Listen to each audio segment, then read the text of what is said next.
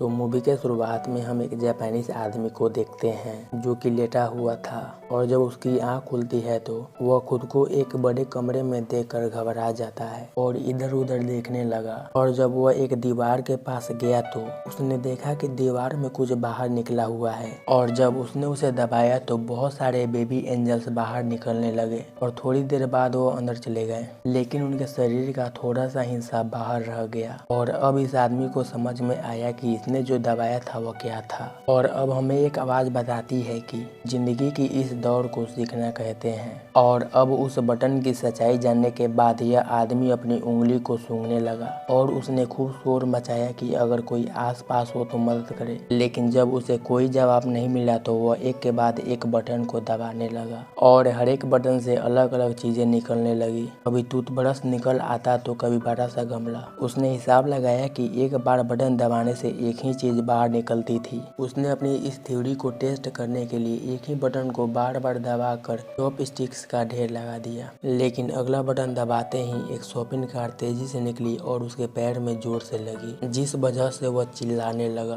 और जब उसने अगला बटन दबाया तो वह ट्रांसफॉर्म होकर एक बच्चे के पिछवाड़े में बदल जाता है जिसने उसके मुंह पर पाद दिया। इसके बाद उसने अलग अलग बटन को दबाकर बहुत सारा सामान जमा कर लिया और जब वह एक बॉल से खेल रहा था तो वह जाकर एक बटन पर लगी जिससे सुशी नाम की एक लजीज जापानी डिश उसके सामने आई। वह खुश था क्योंकि उसे बहुत भूख लगी थी। वह सोच रहा था कि सुशी के साथ सोया सॉस मिल जाए तो मजा आ जाएगा, लेकिन उसके बार बार बटन दबाने के बाद भी सुशी ही बाहर निकलती तो वह चुपचाप जो मिला वह खा लेता है। खाना खत्म हो जाने के बाद खाना मंगवाने के लिए फिर से बटन दबाया तो अब की बार उसके सामने एक सोया सॉस की बोतल आ गई। उसने गुस्से में उस बोतल को दूर फेंक दिया। अगला बटन दबाने पर उसे 3D चश्मे मिले। चश्मे को पहनने पर एक बेबी एंजल उसको अपने बटन की तरफ इशारा कर रहा था। यह देखकर वह बहुत खुश हो गया क्योंकि उसे लगा कि उसने इस कमरे का रहस्य सुलझा लिया है। लेकिन बटन दबाने पर एक काउंटडाउन शुरू हो गया जिसके आखिर में एक बड़ा सा पिछवाड़ा बाहर आया और उसने उसके मुंह पर पाद दिया। थोड़ा और बटन दबाने पर उसे एक किताब मिली जो उसे काफी मजेदार लगी।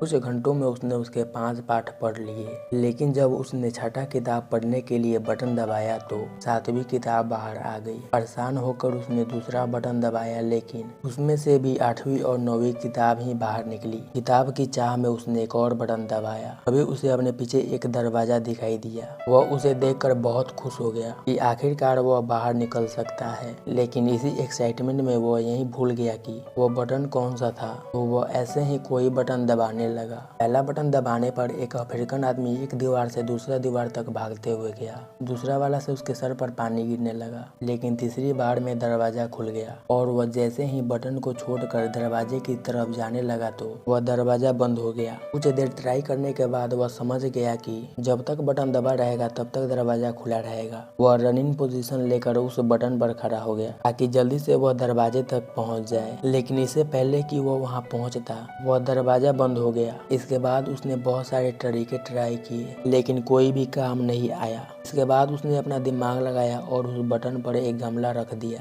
लेकिन वह गमला इतना भारी नहीं था कि उसे दबा कर रख सके। अब उसने गमले को भरने का सोचा। उसने पानी वाला बटन दबाकर उसमें पानी भरने का कोशिश किया, लेकिन पानी उसके शरीर के अलावा कहीं नहीं गिर रहा था। फिर उसने दिमाग लगाकर गमले को सुशी से भर दिया। वह बड़ी मुश्किल से उसे वहां ले गया, लेकिन उसने गलती से वह गमला दूसरे बटन पर रख दिया, जिसके बाद वह अफ्रीकन आदमी भागता हुआ आया और उसे टकराने की वजह से वह गमला टूट गया। वह गुस्से में चिल्लाने लगा। उसने कुछ और छोटा मोटा आइडिया लगाया, लेकिन दरवाजा हर बार उसके पहुंचने से पहले ही बंद हो जाता और गलती से एक बटन दबाने पर एक रस्सी बाहर निकल आई और उसने हिसाब लगाया कि रस्सी से झूलकर वह जल्दी से वहां पहुंच सकता है, और ऐसा हुआ भी। लेकिन जब उसने दीवार के पीछे मौजूद दरवाजे को खोलने की कोशिश की तो पता चला कि इसे खोलने के लिए एक चाबी की जरूरत थी। वह दीवार के बंद होने से पहले कमरे में आ गया। जब उसने गुस्से में दीवार पर मारा तो एक चाबी हवा में घूमने लगी, लेकिन दरवाजे की तरह ये चाबी भी बटन छोड़ते ही थोड़ी देर बाद गायब हो जाती। अब उसे कोई तरीका निकालना होगा जल्दी से चाबी लेकर दरवाजे तक पहुंचने का।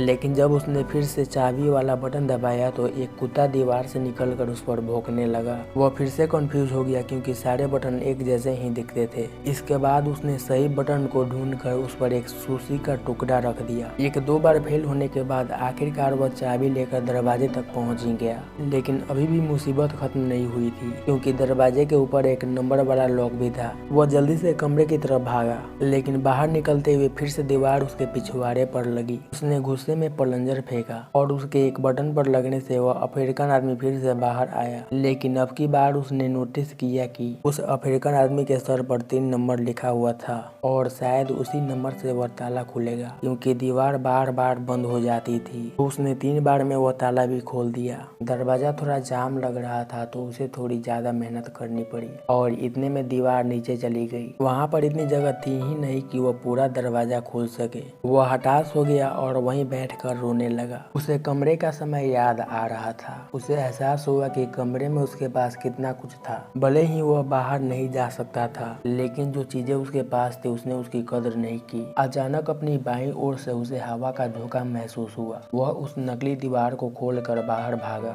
वह पूरी जगह बिल्कुल एक जैसी ही थी। ऐसा लग रहा था कि वह एक जगह पर ही भाग रहा है। भागते भागते वह एक दूसरे कमरे में पहुंचा जहाँ रोशनी बहुत कम थी, जिसके अंदर आते ही दरवाजा बंद हो गया। एक आवाज हमें बताती है, जिंदगी के इस पड़ाव को प्रेस्टी कहते हैं। उधर मेक्सिको के एक शहर में एक छोटे बच्चे एंटोनियो का परिवार काफी परेशानी में था। उसके पिता एस्कारगोट मैन नाम के एक रेसलर हैं। आज उनका एक मैच है, जिस वजह से वो काफी अजीब सा व्यवहार कर रहे थे। उसकी पत्नी सोच रही थी क्योंकि उसका विरोधी काफी जवान है, इसीलिए वो डरा होगा। इसके बाद एस्कारगोट मैन जल्दी से स्टेडियम पहुंचकर तैयार हो गया और मैच से पहले भगवान का प्रार्थना किया। उधर स्कूल में बच्चे एंटोनियो का मजाक उड़ा रहे थे, क्योंकि वो सच में मान रहा था कि उसके पिता जीत जाएंगे। मैच का वक्त शुरू होते ही एंटोनियो और उसके दादा स्टेडियम पहुंचे। वह जल्दी से सीट लेकर मैच शुरू होने का इंतजार कर रहे थे। पहली टीम का नाम था नॉर्दर्न टफ, जिसमें जवान और जोशीले पहलवान थे। इसके बाद एंट्री हुई एस्कारगोट मैन और उसके साथी सिल्वर ईगल की। सिल्वर ईगल पहले तो अच्छा से लड़ रहा था,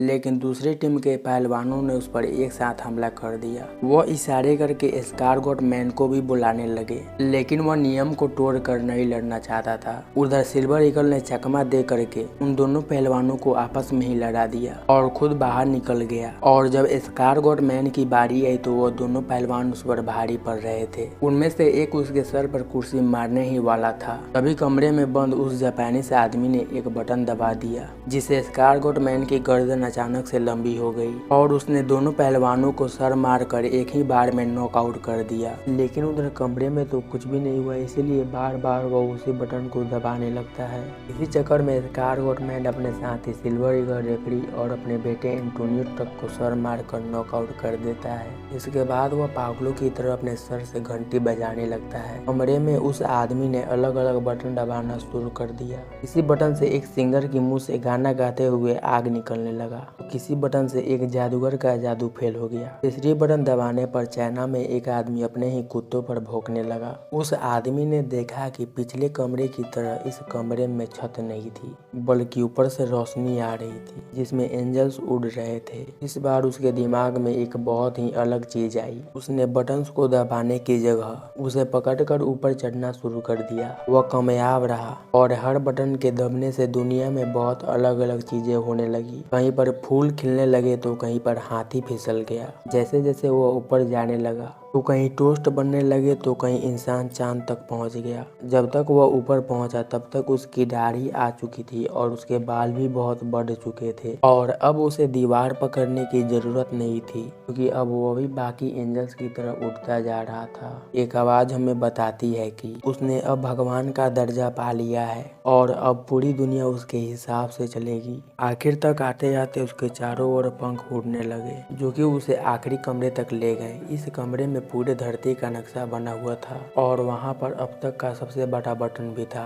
और वह उसे दबाने के लिए आगे बढ़ा और स्क्रीन काली हो गई और यह मूवी यहीं पर खत्म हो जाती है।